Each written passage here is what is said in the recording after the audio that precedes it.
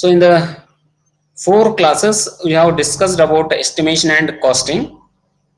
We have seen the definition of estimation, what is estimation, and also the costing. And the person who is involved in estimation, again, the duties of that person also we have seen, and what are the qualities of that estimator, functions of the estimator. So ಇದೆಲ್ಲನೂ ನಾವು ನೋಡಿದ್ವಿ, right? So the estimation is a art. We call it as the art of the calculation of a cost before cost of an article before actually it gets manufactured. So that is called as estimation. Once you calculate the cost after manufacturing, then that is called as a costing. Then what is the difference between estimation and costing also we have seen, right? So apart from that, then we have gone through the some terminologies called as a depreciation. In the last class, we have discussed about depreciation. I have told you for the depreciation also you need to keep some amount. So what do you mean by depreciation? Depreciation is said that there is a reduction in the efficiency of the machine as well as the value of the machine whenever there is a time passes. So ಯಾವಾಗ ನೀವು ಹೊಸ machine ಅನ್ನ purchase ಮಾಡ್ತೀರೋ, ಮಾಡಿ ಆದ್ಮೇಲೆ ಆ ಹೊಸ machine ಅನ್ನ ಎಫಿಸಿಯನ್ಸಿ ಕಡಿಮೆ ಆಗ್ತಾ ಬರುತ್ತೆ. ಆ ಎಫಿಸಿಯನ್ಸಿ ಅಷ್ಟೇ ಅಲ್ಲ, ನೀವು ಬಿಗಿನಿಂಗ್ ಅಲ್ಲಿ ಅದನ್ನ ತಗೋಬೇಕಾದಾಗ ಎಷ್ಟು ಅಮೌಂಟ್ ಅನ್ನ ಕೊಟ್ಟಿರ್ತೀರೋ ಆ ರೇಟುನು ಕೂಡ ಡಿಕ್ರೀಸ್ ಆಗ್ತಾ ಬರುತ್ತೆ. So that rate decreases with decrease in the efficiency. So ಆ ರೀತಿ ಆಗ್ತಾ ಆಗ್ತಾ each and every machine has its own life span. After that lifespan, it's going to become absolute. It's going to become scrap. So ಅದಾದ್ಮೇಲೆ then ಹೊಸ machine ಅನ್ನು ನೀವು purchase ಮಾಡಬೇಕು. So once that becomes scrap or once that machine is not running henceforth, then you need to purchase new machine. All of a sudden you won't get the money sometime to purchase it. So you need to plan accordingly to purchase new machine whenever the old machine becomes absolute. So for that also you need to keep or reserve some money for that. So ಅದನ್ನ ಎಲ್ಲಿಂದ ಇಡಬೇಕಂದ್ರೆ once again from the profit, what the profit you are getting, out of the profit only you need to keep every month or every year some amount of money for purchasing the new machine. So whatever the amount you are keeping every month or every year, so that we call it as the depreciation fund or a sinking fund ಅಂತ ನಾವು ಕರೆದ್ವಿ. Then later on we have seen the obsolescence. Obsolescence is for example, I'll give, suppose a factory owner purchases a machine for his production shop. You assume a factory owner or a company owner purchases a machine for his production shop. But what happens after some duration, a better machine comes in the market. So after some time, the better machine comes in a market. So whose production rate is very high. ಯಾವುದು ಹೊಸ machine ಬಂದಿರ್ತದೋ market ಅಲ್ಲಿ, so ಅದರದ್ದು production rate is very high and much economical. Not only the production rate is very high, the cost involved in manufacturing also reduces comparing to the earlier machine. So although the old machine is efficient, ಅಂದ್ರೆ ನಿಮ್ಮಲ್ಲಿ ಇರ್ತಕ್ಕಂಥ ಹಳೆಯ machine efficient ಇದೆ, but becomes out of fashion and uneconomical. ನಿಮ್ಮಲ್ಲಿ ಇರ್ತಕ್ಕಂಥ machine ಕೆಟ್ಟಿದೆ, ಅದು ಹಾಳಾಗಿದೆ ಅಂತ ಅರ್ಥ ಅಲ್ಲ, ಬಟ್ ಈ ಹೊಸ ಮಷಿನ್ ಮಾರ್ಕೆಟ್ ಅಲ್ಲಿ ಬಂದಿರೋದ್ರಿಂದ the old machine becomes out of fashion and also that seems to be uneconomical. ಅವಾಗ ಅದು ನಿಮ್ಗ ಅನ್ಎಕನಾಮಿಕಲ್ ಆಗಿ ಕಾಣುತ್ತೆ. ಯಾಕನ್ನ ಎಕನಾಮಿಕಲ್ ಆಗಿ ಕಾಣುತ್ತೆ ಅಂದ್ರೆ ಹೊಸ ಮಷಿನ್ ಅನ್ನ ಕಂಪೇರ್ ಮಾಡಿದಾಗ ನಿಮಗೆ ಪ್ರೊಡಕ್ಷನ್ಗೆ ಬೇಕಾಗತಕ್ಕಂತಹ ಕಾಸ್ಟ್ ಹೆಚ್ಚಿಗೆ ಬರ್ತಾ ಇದೆ ಮೊದಲಿದ್ದಂತಹ ಮಷಿನ್ ಅಲ್ಲಿ. So that seems to be uneconomical. So ಅಂತಹ ಕಂಡೀಷನ್ ಅಲ್ಲಿ what you need to do is you need to purchase the new machine. So to increase your profit as well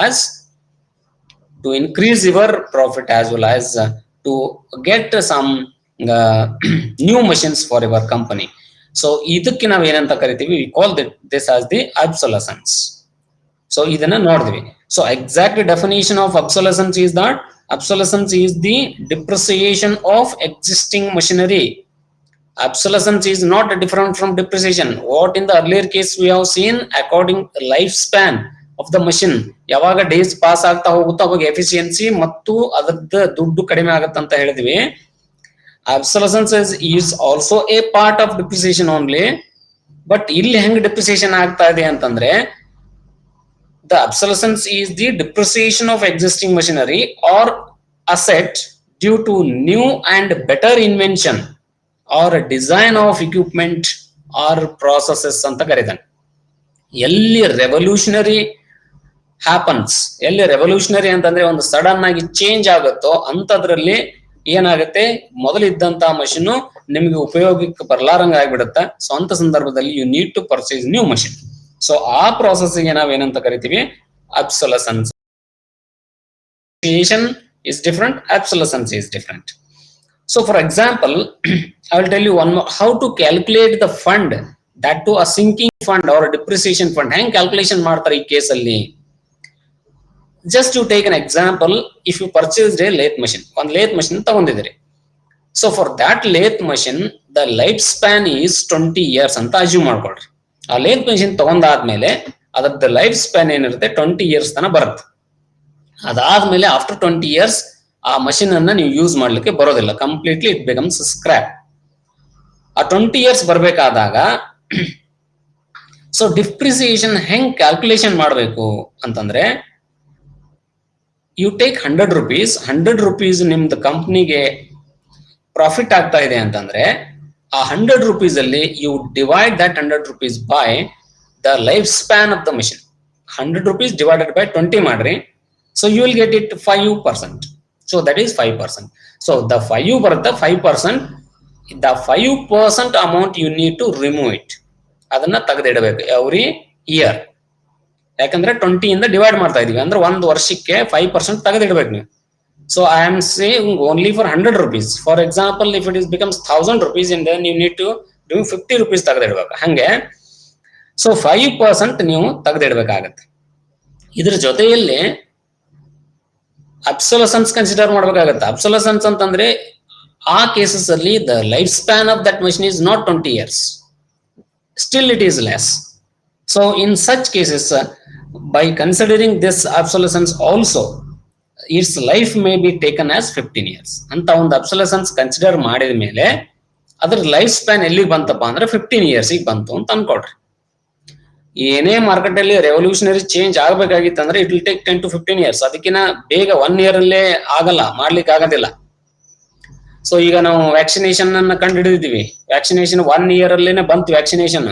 but how far it is efficient ಏನು ಇನ್ನೂ study ನಡೀತಾ ಇದೆ. ಒಬ್ರು ಹೇಳ್ತಾರೆ 70% efficient ಅಂತಾರೆ, ಇನ್ನೊಬ್ರು 99 ಅಂತಾರೆ, ಇನ್ನೊಬ್ರು 80 ಅಂತ ಹೇಳ್ತಾರೆ. ಎಷ್ಟೋ ಜನ ವ್ಯಾಕ್ಸಿನೇಷನ್ ತಗೊಂಡ್ಮೇಲೆ ನಮ್ಗೆ ಏನೋ ಆಯ್ತು ಅಂತಾರೆ, ಸ್ವಲ್ಪ ಜನ ತಗೊಂಡ್ಮೇಲೆ ಆರಾಮಾಗಿದ್ದೀನಿ ಅಂತ ಹೇಳ್ತಾರೆ. Still there is no consistency. ಇದಾದ್ಮೇಲೆ ಇದೇ ರಿಸಲ್ಟ್ ಬರುತ್ತೆ ಅಂತ ಹೇಳಕ್ ಆಗ್ತಾ ಇಲ್ಲ. ಸೊ ಆ ರೀತಿ ನಿರ್ದಿಷ್ಟವಾಗಿ ಹಿಂಗೆ ಆಗತ್ತೆ ಅಂತ ಹೇಳ್ಬೇಕಂದ್ರೆ it will take years together. ಅವಾಗೇ ನಾವು ಹೇಳಕ್ ಸಾಧ್ಯ there is a revolutionary change ಅಂತ. ನೀವು ಇನ್ನೊಂದು ಎಕ್ಸಾಂಪಲ್ ಅಂತಂದ್ರೆ ಪೋಲಿಯೋ ನೋಡಿರ್ಬೋದು. ಪೋಲಿಯೋ ವ್ಯಾಕ್ಸಿನೇಷನ್ ಬಂತು. ಪೋಲಿಯೋ ವ್ಯಾಕ್ಸಿನೇಷನ್ ಬರಕ್ ಇಟ್ ಟೇಕ್ 70 years, 70 ವರ್ಷ ತಗೊಂಡದ ವ್ಯಾಕ್ಸಿನೇಷನ್ ಬರಕ್. Then we can say that is a revolutionary change. So ಆ ರೀತಿ ಸಡನ್ ಆಗಿ 1 year ಅಲ್ಲಿ ಚೇಂಜ್ ಆಗಲ್ಲ ಇಲ್ಲಿ. So it will take 15 years, 10 years. ಅದಕ್ಕೆ so it's life may be taken as 15 years ಅಂತ ಹಿಡ್ಕೋತಾ ಇದೀವಿ. ಮುಂಚೆ 20 years ಅಂತ ಹಿಡ್ಕೊಂತಿದ್ವಿ, ಈ ಸತಿ ಏನ್ ಹಿಡ್ಕೋತಾ ಇದೀನಿ ನಾನು 15 years ಅಂತ ಅನ್ಕೋತಾ ಇದೀನಿ. ಅವಾಗ ಏನಾಗುತ್ತೆ, then the depreciation and obsolescence charge will be 100 divided by 15. ಅವಾಗ ಎರಡು ಸೇರಿ 100 divided by 15 ಆಗುತ್ತೆ. ಸೊ ಆ ಕೇಸಲ್ಲಿ ಯು ವಿಲ್ ಗೆಟ್ ಇಟ್ 6.66% ಬರುತ್ತೆ ಅನ್ಕೋತೀನಿ ನಾನು. 100 divided by 15 ಮಾಡಿದಾಗ 6.66% ಬರುತ್ತೆ. ಸೊ ಇನ್ಸ್ಟೆಡ್ ಆಫ್ 5% ನಿಮ್ಗೆ ಎಷ್ಟು ಬಂತು ಇಲ್ಲಿ 6.66% ಬಂತು. There is increase in the fund. So that includes obsolescence. So ಅವಾಗ every year you need to keep 6.66% amount as a sinking fund to purchase the new machines. So ನಿಮ್ಗೆ ಇನ್ನೂ clear ಆಗಿ ಗೊತ್ತಾಗಬೇಕಾಗಿತ್ತಪ್ಪ ಅಂತಂದ್ರೆ 6.66 ಏನ್ ಬಂತು ಮೈನಸ್ 5 ಮಾಡಿದ್ರೆ 1.66 ಬರುತ್ತೆ. So 1.66 is the obsolescence fund. Earlier calculation ಮಾಡಿದಾಗ 5% is the depreciation fund and now 1.66 is the obsolescence fund. Total is of 6.66. 0.66%, right? Okay, next one, ಇಲ್ಲಿ ತನಕ ನಾವು ನೋಡಿದ್ದೀವಿ ಲಾಸ್ಟ್ ಕ್ಲಾಸ್ ಅಲ್ಲಿ. So in today's class will move ahead.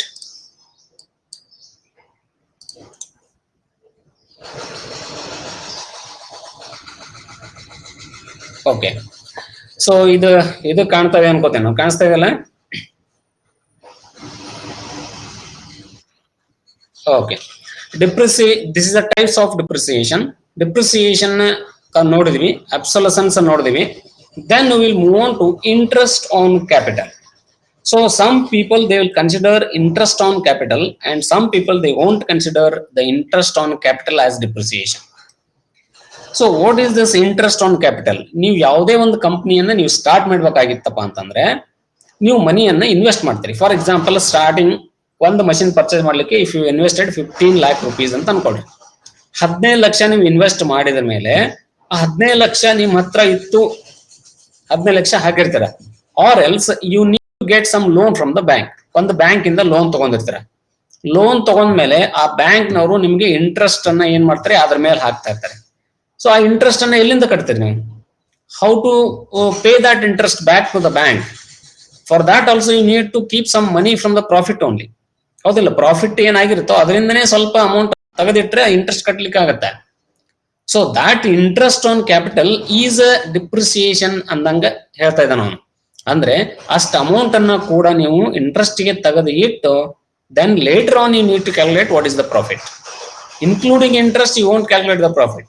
This is ನೀವು ಯಾವಾಗ loan ತಗೊಂಡಾಗ. So ಒಂದ್ ವೇಳೆ ನೀವೇ ಇನ್ವೆಸ್ಟ್ ನಿಮ್ಮ ಹತ್ರ ಇತ್ತಪ್ಪ ಅಮೌಂಟ್ 15 ಲಕ್ಷ ಇತ್ತು, ಸೇವ್ ಮಾಡಿದ್ರಿ, ಅದನ್ನೇ ಹಾಕಿ ಮಷಿನ್ ತಂದ್ರೆ ಅಲ್ಲಿನೂ ಯೋಚನೆ ಮಾಡ್ಬೇಕು, ಈ 15 ಲಕ್ಷನ ನಾ ಬ್ಯಾಂಕ್ ಅಲ್ಲಿ ಇಟ್ಟಿದ್ರೆ ನನಗೆ ಇಂಟ್ರೆಸ್ಟ್ ಎಷ್ಟು ಬರ್ತಿತ್ತು? ಅಷ್ಟು ಇಂಟ್ರೆಸ್ಟ್ ಬರ್ತಿತ್ತು ಅಂದ್ಮೇಲೆ ಆ ಇಂಟ್ರೆಸ್ಟ್ ಅನ್ನ ಅರ್ನಿಂಗ್ ಮಾಡ್ಬೇಕಲ್ಲ ನೀವು. ಹೆಂಗ್ ಅರ್ನಿಂಗ್ ಮಾಡಬೇಕು? From profit you need to earn it. So ಅಲ್ಲಿ ಎಷ್ಟು ಆಗುತ್ತೋ, ಇಂಟ್ರೆಸ್ಟ್ ಎಷ್ಟು ಬರುತ್ತೋ ಅದನ್ನೂ ಕೂಡ ನೀವು ಏನ್ ಮಾಡ್ಬೇಕಂದ್ರೆ ಬಂದ ಪ್ರಾಫಿಟ್ ಅಲ್ಲಿ ತೆಗೆದಿಡಬೇಕು. So that is interest on capital is like one depreciation ಇದ್ದಂಗ ಅಂತ ಹೇಳ್ತಾ ಇದ್ದೆ ನಾನು, right? So this is what he saying. Then next one, ಒಂದ್ ಸ್ವಲ್ಪ ಜನ ಏನ್ ಮಾಡ್ತಾರೆ, ನಮ್ಮ ಹತ್ರ ಇದ್ ರೊಕ್ಕ ಹಾಕಿದೀವಪ್ಪ, ಅದನ್ನ ಯಾಕೆ ನಾವು ಕಸ್ಟಮರ್ ಮೇಲೆ ಬರ್ಡನ್ ಮಾಡೋದು, ಕಸ್ಟಮರ್ ಮೇಲೆ ಯಾಕೆ ಅದನ್ನ ಹಾಕೋದು? ಒಂದ್ ವೇಳೆ ಇಂಟ್ರೆಸ್ಟ್ ಆನ್ ಕ್ಯಾಪಿಟಲ್ ಕನ್ಸಿಡರ್ ಮಾಡಿದ್ರೆ the rate of that product or article goes up, ಜಾಸ್ತಿ ಆಗತ್ತೆ. ಸೊ ಅವಾಗ ಕಸ್ಟಮರ್ ಏನ್ ಅನ್ಸುತ್ತೆ, ಜಾಸ್ತಿ ಆಗಿತ್ತಪ್ಪ, ಇದನ್ನ ಯಾರು ತಗೊಳಲ್ಲ ಅವಾಗ. ಸೊ ಸ್ಟಾರ್ಟ್ಅಪ್ಸ್ ಅಂತ ಕರಿತೀವಿ ನಾವು. ಸ್ಟಾರ್ಟ್ಅಪ್ಸ್ ಈಗ ಹೊಸದಾಗಿ ಯಾರು ಕಂಪ್ನಿ ಸ್ಟಾರ್ಟ್ ಮಾಡ್ತಿರ್ತಾರೋ is not from the rich person background ಇರಂಗಿಲ್ಲ. ಅವನು ಶ್ರೀಮಂತ ಇದ್ದವ್ ಒಂದ್ ಕಂಪ್ನಿ ಸ್ಟಾರ್ಟ್ ಮಾಡೋದು ಬೇರೆ. ಫಾರ್ ಎಕ್ಸಾಂಪಲ್, ಈಗ ರಿಲಯನ್ಸ್ ಕಂಪನೀಸ್, ಮಿತ್ತಲ್ ಕಂಪನೀಸ್, ಇವೆಲ್ಲ ಕಂಪನಿಗಳು ಒಂದು ಹೊಸ ಕಂಪನಿ ಸ್ಟಾರ್ಟ್ ಮಾಡೋದು ಬೇರೆ. ಅವ್ರು ಹೊಸ ಕಂಪನಿ ಸ್ಟಾರ್ಟ್ ಮಾಡಿದ್ರೆ they will not consider interest on capital. ಅವ್ರ ಹತ್ರ ಸಾಕಷ್ಟು ದುಡ್ಡು ಇರುತ್ತೆ. ಸೊ ಅದನ್ನೇ ಒಬ್ಬ ಸಾಮಾನ್ಯ ಮನುಷ್ಯ, ಫಾರ್ ಎಕ್ಸಾಂಪಲ್ ನೀವ್ ಯಾರಾದ್ರೂ ಒಬ್ರು ಒಂದು ಕಂಪನಿ ಸ್ಟಾರ್ಟ್ ಮಾಡಕತ್ತಿದ್ರಿಪ್ಪ ಅಂತಂದ್ರೆ ಆ ಇಂಟ್ರೆಸ್ಟ್ ಆನ್ ಕ್ಯಾಪಿಟಲ್ ನೀವು ಕನ್ಸಿಡರ್ ಮಾಡ್ಬೇಕು, ಯಾಕಂದ್ರೆ ನೀವು ಕಟ್ತಾ ಇರ್ತೀರಿ.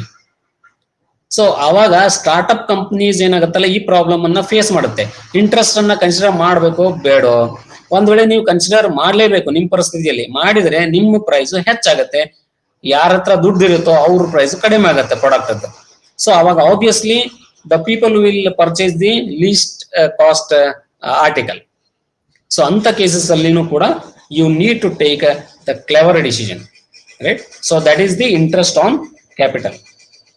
The next, coming to the idleness. What do you mean by idleness? So idleness in an industry may be of two types. One is of idleness of machinery and the next one is idleness of workers. These two are very important. So these two are also comes under the depreciation types. So what do you mean by idleness of machines now? So this idleness of machines, this is the time when machine remain idle without doing any useful work. ಯಾವ್ದು machine ತಗೊಂಡಿರ್ತಾರೋ ಅದು ಏನೂ useful work ಮಾಡದೇನೆ ಸುಮ್ಮನೆ ಹಂಗೆ ಇತ್ತು, ಅದನ್ನ ನೀವು ಸ್ಟಾರ್ಟೇ ಮಾಡಲಿಲ್ಲ ಆ ಕಂಪ್ನಿ ಅಂತ, ಆ ಮಷಿನ್ ಅನ್ನ ಅಂತಂದ್ರೆ, so that is considered as the idleness of the machine. Machine work ಆಗದೆ ಸುಮ್ಮನೆ ಇರೋದು, that is idleness of the machine. ಸುಮ್ಮನೆ ಇರೋದಕ್ಕೆ ಐಡಲ್ನೆಸ್ ಅಂತ ಕರಿತೀವಿ ನಾವು. So idleness of machine may be due to the several reasons. ಆ ಮಷಿನ್ ವರ್ಕ್ ಆಗ್ಲಾರ್ದ ಯಾಕೆ ಐತಿ, ಸೊ ಅದು ಯಾಕೆ ವರ್ಕ್ ಆಗ್ತಿಲ್ಲ ಅನ್ನೋದಕ್ಕೆ ಒಂದೇ ರೀಸನ್ ಇರಲ್ಲ. Number of reasons will be there. So what are those number of reasons? One reason is called as mechanical reason. Idleness of the machines. ಆ ಮಷಿನ್ ವರ್ಕ್ ಮಾಡದೇ ಸುಮ್ಮನೆ ಯಾಕಿದೆ ಅನ್ನೋದಕ್ಕೆ ದೇರ್ ಆರ್ ಸೆವರಲ್ ರೀಸನ್ಸ್ ಅಲ್ಲಿ one reason is mechanical reason. So what is that mechanical reason? For example, the breakdown of the machines. Breakdown ಆಗಿದೆ, ಆ machine ಕೆಟ್ಟೋಗಿದ್ದಕ್ಕೆ ಅದು ವರ್ಕ್ ಆಗದೇ ಸುಮ್ಮನೆ ಇದೆ. That is a one possibility.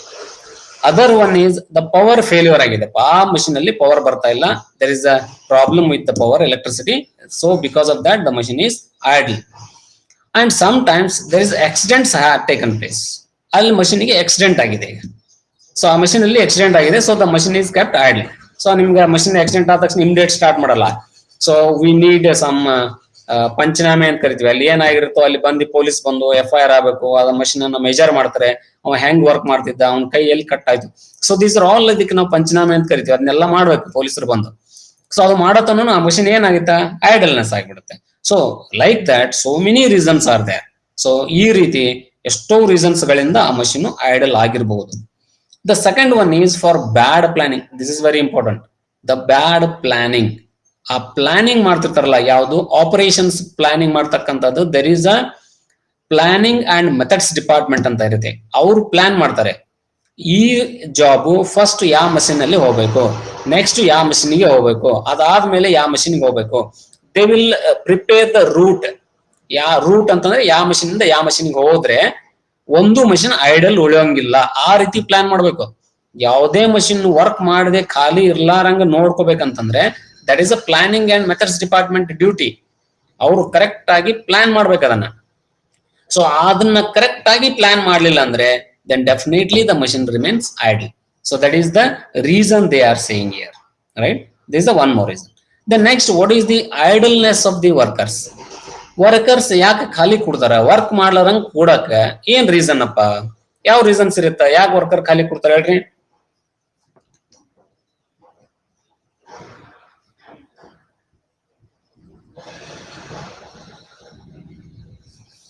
ಯಾಕೆ ಖಾಲಿ ಕೊಡ್ತಾರ? ಲೇಬರ್ಸ್ ಯಾಕೆ ಖಾಲಿ ಕೊಡ್ತಾರಪ್ಪ? That is called as idleness of the worker. ಸುಮ್ನೆ ಕೊಡೋದು, that is idleness of the workers. ಯಾವ ಕೇಸಸ್ ಅಲ್ಲಿ ವರ್ಕರ್ಸ್ ಐಡಲ್ ಕೂಡ್ತಾರ?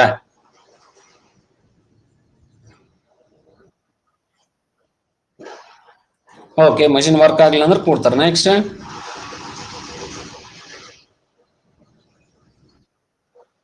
ಸ್ಟ್ಯಾಂಡ್ ಆಗಿದ್ರೆ ಕುಂದಿರ್ತಾರ. Okay, next,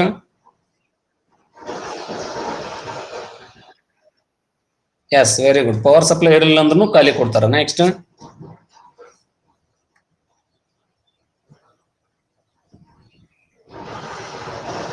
so like that there are so many reasons are there even in the idleness of the workers. So the first one is labor itself. Labour workers men. ಈಗ first ಅವ್ರದ್ರಿಂದನೇ ಅವ್ರು idleness ಆಗ್ತಾರ. ಏನಪ್ಪ reasons? Sometimes they will make some strikes ಮಾಡ್ತಾರ, ಅವಾಗ ಐಡಲ್ನೆಸ್ ಅಲ್ಲಿ ಸುಮ್ಮನೆ ಕೂತ್ಕೋತಾರ. ಒಂದೇದು, accidents ಆಯ್ತು ಅಂತ ಅನ್ಕೊಳ್ರಪ್ಪ, ಏನೋ ಆಕ್ಸಿಡೆಂಟ್ ಆಯ್ತಪ್ಪ, ಒಬ್ಬನಿಗೆ ಆಗಿರ್ತದ, ಅಲ್ಲಿ ಒಂದು 20 ಮಂದಿ ಜಮಾ ಮಾಡಿರ್ತೀವಿ, ಅವರು ಐಡಲ್, ಅವರು ವರ್ಕ್ ಮಾಡಂಗಿಲ್ಲ. So that is one more reason.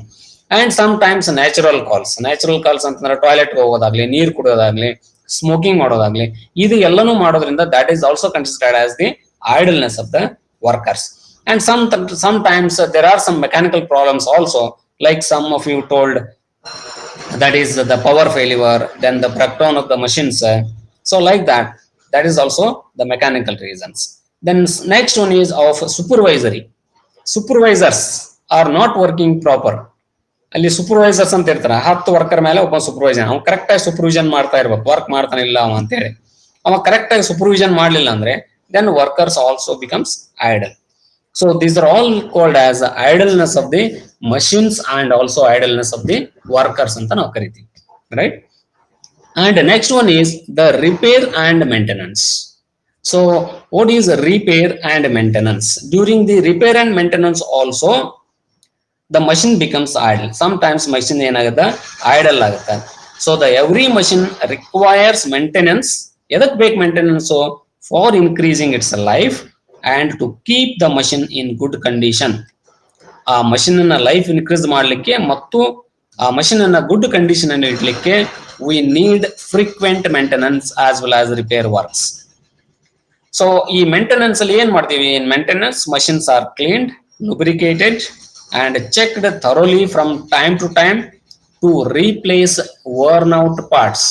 ಯಾವ ಪಾರ್ಟ್ ಅವು ಸೌದ್ ಹೋಗಿರ್ತಾವೋ ಅವನ್ನೆಲ್ಲವನ್ನು ನಾವು ಏನ್ ಮಾಡ್ತೀವಿ, ರೀಪ್ಲೇಸ್ ಮಾಡಿ ಮತ್ತೆ ಆ ಮಷಿನ್ ಕರೆಕ್ಟ್ ಆಗಿ ವರ್ಕ್ ಆಗುವಂಗ ಮಾಡ್ತೀವಿ. That is repairs and maintenance. So for that the manufacturers have provided the manual along with the machine. ನೀವೇನ್ ಮಷಿನ್ ಪರ್ಚೇಸ್ ಮಾಡ್ತೀರ ಅದ್ರ ಜೊತೆಗೇನೆ ಒಂದು ಮ್ಯಾನ್ಯುವಲ್ ಬುಕ್ಲೆಟ್ ತರ ಕೊಟ್ಬಿಟ್ಟಿರ್ತಾರೆ. ಯಾವ್ಯಾವ ಟೈಮಿಗೆ ಏನೇನ್ ಮೇಂಟೈನ್ ಮಾಡಬೇಕು, ನಾವು ಯಾವ ರೀತಿ ಸರ್ವಿಸಿಂಗ್ ಮಾಡಬೇಕು, ಸೊ ರಿಪೇರ್ಸ್ ಯಾವಾಗ ಮಾಡಬೇಕು, ಅದು ಎಲ್ಲನೂ ಆ ಮ್ಯಾನ್ಯುವಲ್ ಅಲ್ಲಿ ಕೊಟ್ಟಿರ್ತಾರೆ. If you follow the manual then definitely the life span of the machine increases and the specified life span you will get it. ಅವ್ರು ಏನ್ ಸ್ಪೆಸಿಫೈ ಮಾಡಿರ್ತಾರೆ 20 years 15 years ಅನ್ನೋದು, ಸೊ ಅದು ನೀವು ಬರ್ಬೇಕಾಗಿತ್ತಪ್ಪ ಅಂತಂದ್ರೆ you need to follow the correct manual procedures given in the manual. ಈಗ ಒಂದು ಸಿಂಪಲ್ ಎಕ್ಸಾಂಪಲ್ ಹೇಳ್ತೀನಿ. ನಿಮ್ಮ ಮನೆಯಲ್ಲಿ ಎಲ್ಲರ ಮನೆಯಲ್ಲಿ ಮಿಕ್ಸರ್ ಗ್ರೈಂಡರ್ ಐತೆ ಅನ್ಕೋತೀನಪ್ಪ ನಾನು, ಮಿಕ್ಸಿ ಇರುತ್ತೆ. ಸೊ ಆ ಮಿಕ್ಸಿಯಲ್ಲಿನೂ ಒಂದು ಮ್ಯಾನ್ಯುವಲ್ ಬಂದಿರುತ್ತೆ. ಸೊ ಅವ್ರು ಅದರಲ್ಲಿ ಕ್ಲಿಯರ್ ಆಗಿ ಕೊಟ್ಟಿರ್ತಾರೆ ಏನ್ ಮಾಡ್ಬೇಕಪ್ಪ ಅಂದ್ರೆ, ಜಾರನ್ನ ನೀವು ಇಟ್ಟಾಗ ಆ ಜಾರಿಗೆ ಬಡಿಬಾರ್ದು. ಅಲ್ಲಿ ಇಟ್ಟಲ್ಲೇನೆ ಬಡಿವಂಗಿಲ್ಲ, ತೆಗೆದ ಆಮೇಲೆ ಅವು ಏನು ಚಟ್ನಿ ಮಾಡೋಕದಾಗ ಅದು ಒಂದ್ಸರಿ ಅಲ್ಲೇ ಇಟ್ಟಲ್ಲೇ ಬಡಿದಾರೆ. ಸೊ ಆ ಬಡಿಯೋದ್ರಿಂದ ಏನಾಗುತ್ತ, ಕೆಳಗಿದ್ದಂತ ಶಾಫ್ಟ್ ಏನಾಗುತ್ತಲ್ಲ ಅದು ಸ್ವಲ್ಪ ರನ್ಔಟ್ ಆಗೋ ಚಾನ್ಸಸ್ ಇರುತ್ತೆ. ಸೊ ಅದನ್ನೇ ಅಲ್ಲೇ ಇಟ್ಟಲ್ಲೇನೆ ಮಾಡ್ತೀವಿ ನಾವು. ಅಲ್ಲೇ ಇಡೋದು, ಆಮೇಲೆ ನೆಕ್ಸ್ಟ್ ಏನ್ ಮಾಡೋದು, ಸ್ವಲ್ಪ ನೀರ್ ಕಡಿಮೆ ಅದ್ರ ಮೇಲೆ ನೀರ್ ಹಾಕೋದು, ಅದು ನೀರ್ ಮಷಿನ್ ಒಳಗಡೆ ಹೋಗುತ್ತೆ. ಸೊ ಇವೆಲ್ಲ ಮಾಡಬಾರ್ದು ಅಂತ ಮ್ಯಾನ್ಯುವಲ್ ಅಲ್ಲಿ ಕೊಟ್ಟಿರ್ತಾನ. ಸೊ ಅದೆಲ್ಲ ನಾವು ಮಾಡಬಾರ್ದು ಅಂತ ಏನ್ ಕೊಟ್ಟಿರ್ತಾನ ಅದನ್ನೇ ಮಾಡಿರ್ತೀವಿ. ಅದು ಕೆಟ್ಟನಾಗ ಅಂಗಡಿ ತಗೊಂಡ್ ಹೋಗ್ತೀವಿ. ನೀವು ವಾರಂಟಿ 2 ವರ್ಷ ಕೊಟ್ಟಿದ್ರಿ, ಮತ್ತೆ ಇದೆಲ್ಲ ಬಂದಿಲ್ಲ ನಮ್ಗ, ಇದು ತಗೊಂಡೋಗಿ 2 ತಿಂಗಳಾತು. So that is not correct. So even ನೀವು ಏನೇ ಪರ್ಚೇಸ್ ಮಾಡಿದ್ರು ಒಂದು ಸ್ಟಾರ್ ಮಾರ್ಕ್ ಹಾಕಿದ್ದಾನೆ. ಆ star mark indicates the conditions apply. ನೀವು ಕರೆಕ್ಟ್ ಆಗಿ ಪ್ರೊಸೀಜರ್ ಫಾಲೋ ಮಾಡಿದ್ರೆ ಮಾತ್ರ ನಿಮ್ಗೆ there is a warranty and guarantee ಇರುತ್ತೆ. If you not followed it ಅದು ಬರೋದಿಲ್ಲ. ಆಮೇಲೆ ನೀವು ಇನ್ನೊಂದು ಅಬ್ಸರ್ವ್ ಮಾಡಿರಂಗಿಲ್ಲ, ಅವ್ರ ಹೇಳ್ತಾರ ಹೋಗಿ ಹೇಳ್ತೀರಿ ನಾವೇನು ಮಾಡೇ ಇಲ್ರಿ, ಅದು ನೀವು ಹೇಳ್ದಂಗ ನಾವು ಫಾಲೋ ಮಾಡಿವಿ ಅಂದ್ರ ಅದು ಅವ್ರಿಗೆ ಗೊತ್ತಾಗತ್ತೆ.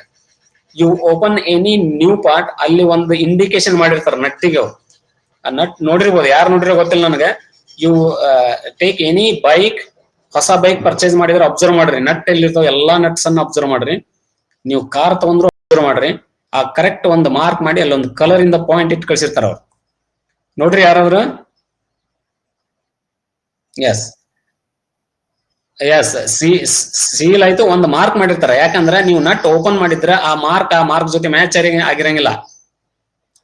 ಸೊ ಅದು ನೋಡಿದ ಮೇಲೆ ಗೊತ್ತಾಗತ್ತ ಅವ್ರಿಗೆ, ಅಂದ್ರೆ ಇವ್ರು ಓಪನ್ ಮಾಡಿ ಆಮೇಲೆ ನಮ್ ಕಡೆ ತಗೊಂಬಂದ್ರ ಅಂತ ಗೊತ್ತಾಗತ್ತ ಅವ್ರಿಗೆ. ಸೊ ಇದನ್ನು ಸಹಿತ ನೋಡಂಗಿಲ್ಲ. Being a mechanical engineering we are not observing, we are not keen observers. Mechanical engineer actually observe correct ಆಗಿ ಮಾಡ್ತಿರ್ಬೇಕು. ಸೊ ಇದೆಲ್ಲ ನೀವು ನೋಡಿದ್ರಿ ಅಂದ್ರೆ ಹೊಳ್ಳಿ ನೀವು ಬಿಚ್ಚಿದ್ರು ಕೂಡ ಹೊಳ್ಳಿ ಅದ ಮಾರ್ಕಿಗೆ ತಂದಿಟ್ಟು ತಗೊಂಡ್ ಹೋಗ್ಬೇಕು ಅವ್ರ ಕಡೆ. ಅದ್ ನೆನ್ಪಿಟ್ಕೋರ. Right, this is what we call as the repair and maintenance work. Right, so these are all we call it as the types of depreciation. Right, so this is very important. In the question paper he asked only related to the depreciation and obsolescence. Maximum ಇವು 2ರ ಮೇಲೆ ಮಾತ್ರ question paper ಅಲ್ಲಿ ಕೇಳಿದ್ದಾನೆ. ಇನ್ನೂ ತನ ಈ ಕೆಳಗಿಂದ 3 types ಅಲ್ಲಿ ಕೇಳಿಲ್ಲ, ಯಾವುದು ಕೇಳಿಲ್ಲ ಅವನು. ಸೊ ಈ asked in the question paper what is the difference between depreciation and obsolescence ಅಂತ ಕೇಳಿದ್ದಾನೆ. And also he asked the explain depreciation and obsolescence ಅಂತ ಕೇಳಿದಾನೆ. But interest on capital and idleness ಬಗ್ಗೆ ಅವನು ಕೇಳಿಲ್ಲ. ರೈಟ್, ಸೊ ನಿಮ್ದು ಬ್ಯಾಡ್ಲಕ್ಕಿದ್ರೆ ಕೆಳಗಿಂದ ಕೇಳ್ಬೋದು, ಹೇಳಕ್ಕಾಗಲ್ಲ. But I have covered all the types of depreciation. Right, and next will C. So what are the causes of depreciation? This causes of depreciation, so he has not given in your book. Please write down this. If you have a pen and paper, put this flow chart. Nim book alli kottilla idana, nim flow chart idanna hakoldri ನೀವು. So I'll give you some 2 to 3 minutes time. So take down the book and note it down, the flow chart for causes of depreciation. Depreciation ಆಗ್ಲಿಕ್ಕೆ ಏನು ಕಾರಣಗಳು? What are the causes? So write down first depreciation. There are 2 types. One is depreciation due to physical conditions. One more is depreciation due to functional conditions. Again, in the depreciation due to physical conditions, there are 4 types: wear and tear, physical decay, accidental, deferred maintenance and neglect. In the depreciation due to functional conditions, inadequacy and obsolescence. So write down this. Once if you complete, just let me know.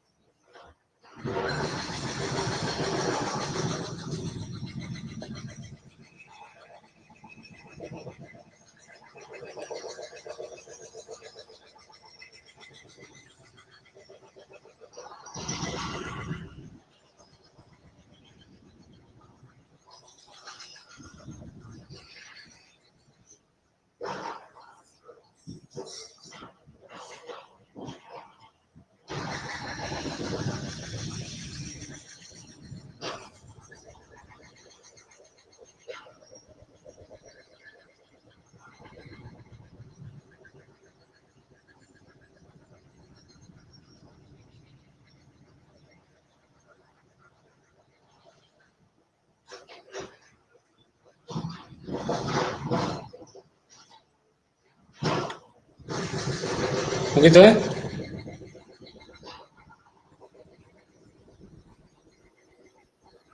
Completed ಬರ್ಕೊಂಡ್ರಿಲ್ಲ? Okay.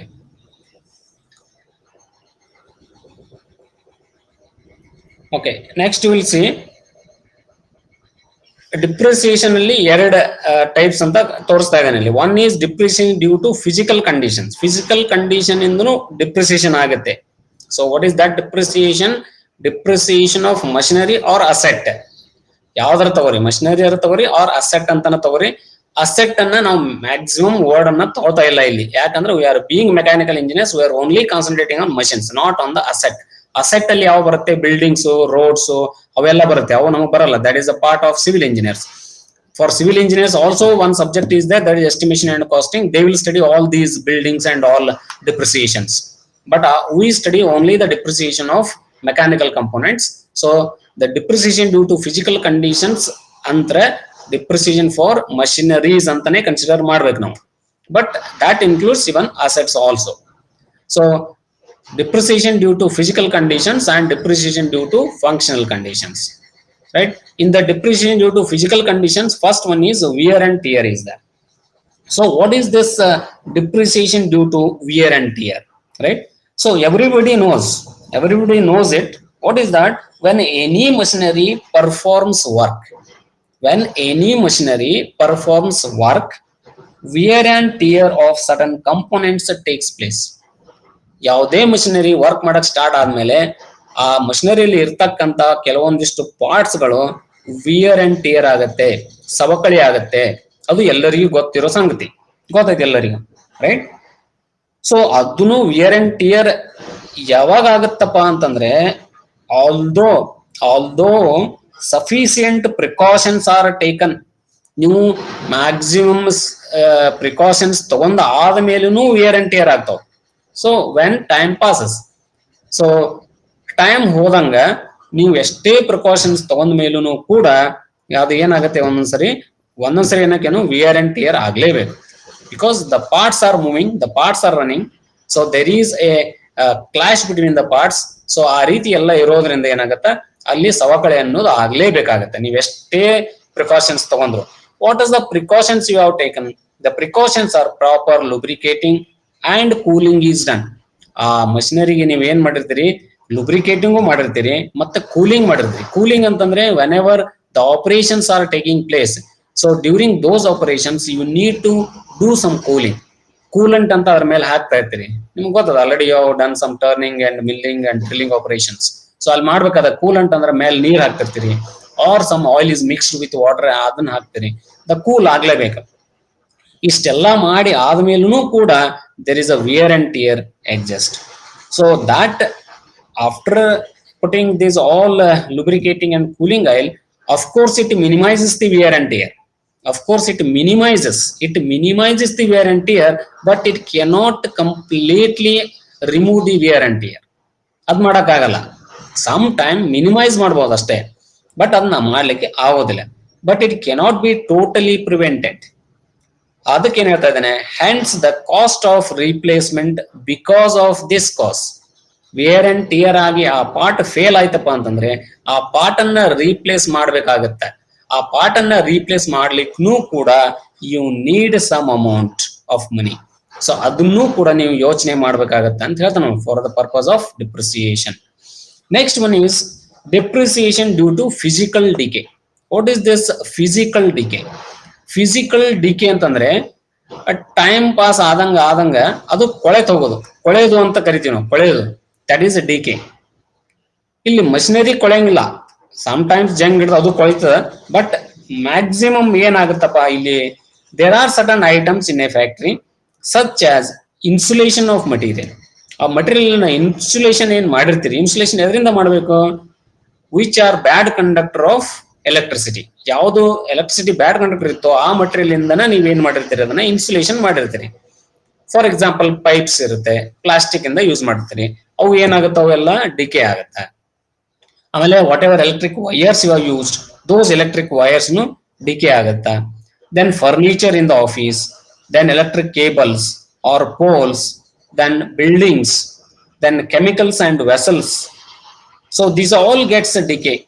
ಇವೆಲ್ಲನೂ ಏನಾಗುತ್ತೆ, decay ಆಗುತ್ತಾ ಹೋಗುತ್ತೆ, ಯಾವಾಗ time ಹೋದಂಗ. So although every effort is made by the owner to keep them in serviceable condition.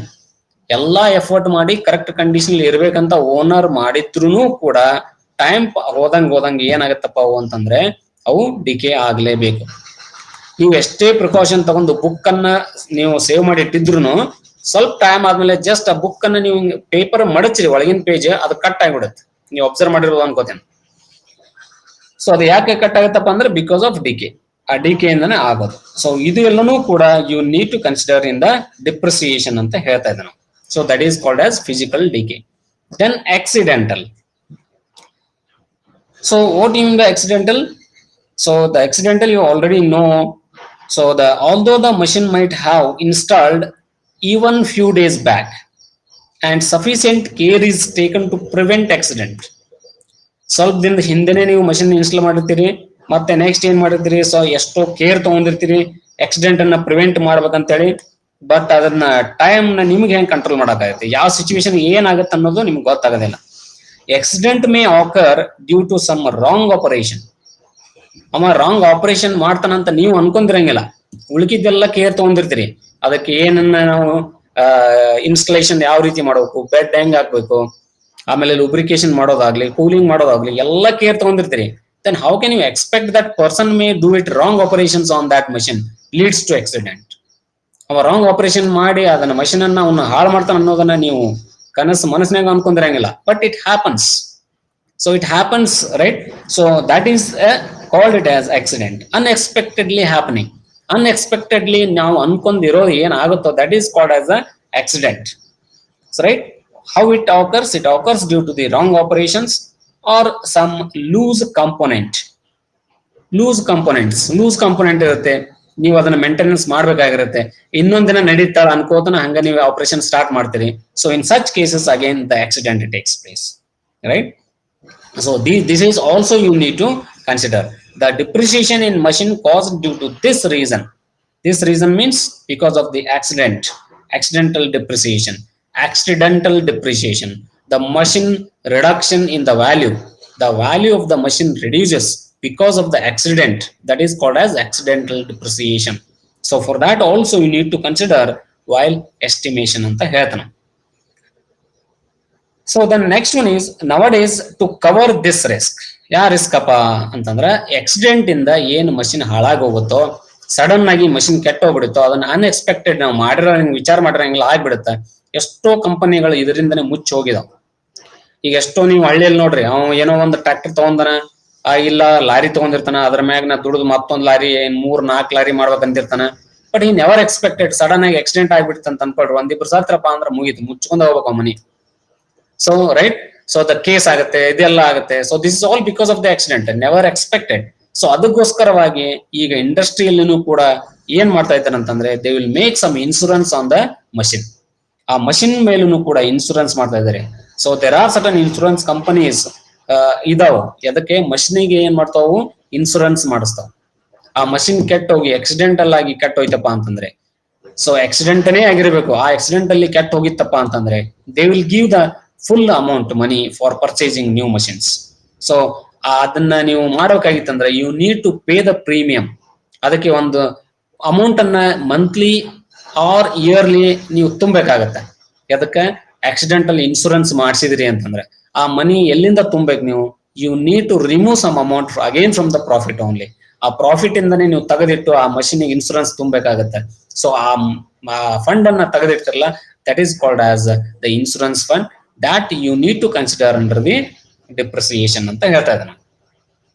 The next one is depreciation due to deferred maintenance and neglect. Because of this also the depreciation takes place. Depreciation ಅಂದ್ರೆ ಅರ್ಥ ಕನ್ನಡದಲ್ಲಿ ಏನಪ್ಪಾ ಅಂತಂದ್ರ ಆ machine ನಶಿಸಿ ಹೋಗೋದು. ಹೆಂಗ ಸಮಯ ಕಳೀತಾ ಹೋಗುತ್ತೋ ಆ ರೀತಿ ಅದು ನಶಿಸಿ ಹೋಗೋದು. That is called as depreciation. So depreciation due to deferred maintenance and neglect. So that is every manufacturer supplies certain instructions.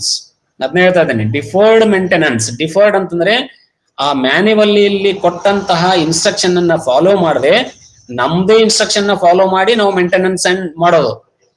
So that is neglect ಮಾಡೋದು. ಆ ಮಷಿನ್ ಜೊತೆ ಏನ್ ಮ್ಯಾನ್ಯುವಲ್ ಬಂದಿರ್ತದೋ, ಇನ್ಸ್ಟ್ರಕ್ಷನ್ಸ್ ಬಂದಿರ್ತಾವೋ ಆ ರೀತಿ ನಾವು ಮಾಡ್ಬೇಕನ್ನೋದು ಮೇಂಟೆನೆನ್ಸ್.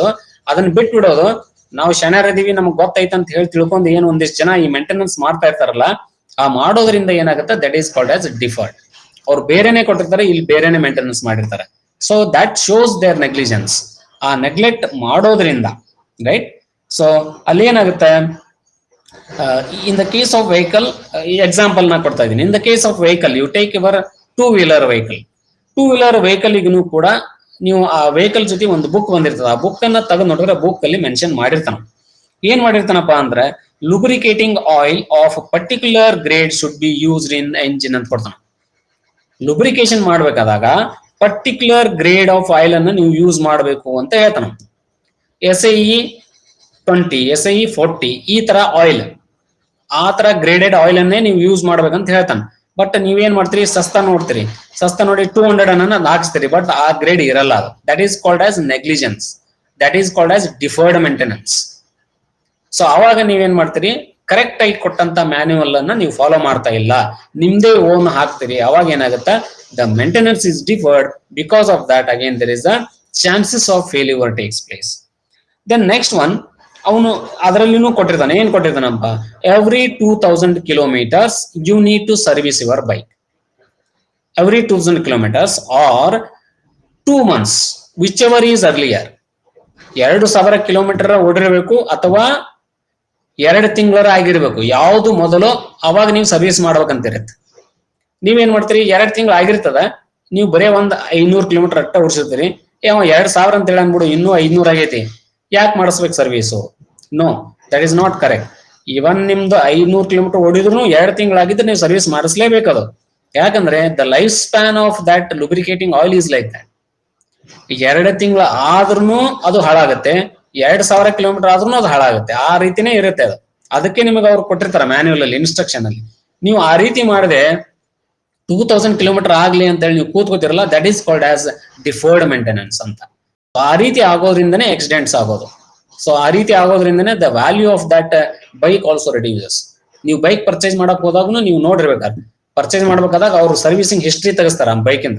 ಏನೋ ಸರ್ವಿಸ್ ಕರೆಕ್ಟ್ ಆಗಿ ಮಾಡಿದನಪ್ಪ, ಈ ಬೈಕ್ ತಗೋಬಹುದು ಅಂದ್ರೆ ನಿಮ್ ರೇಟ್ ಜಾಸ್ತಿ ಬರುತ್ತೆ, ಇಲ್ಲಪ್ಪ ಅಂದ್ರೆ ಬರಲ್ಲ. So that is the one more. The next one, all the bolts and nuts should be retightened. ಎಲ್ಲಾ ಬೋಲ್ಟ್ಸ್ ನಟ್ಸ್ ಕೂಡ ನೀವು ರೀಟೈಟನ್ ಮಾಡಬೇಕು ಎವ್ರಿ 5000 kilometers.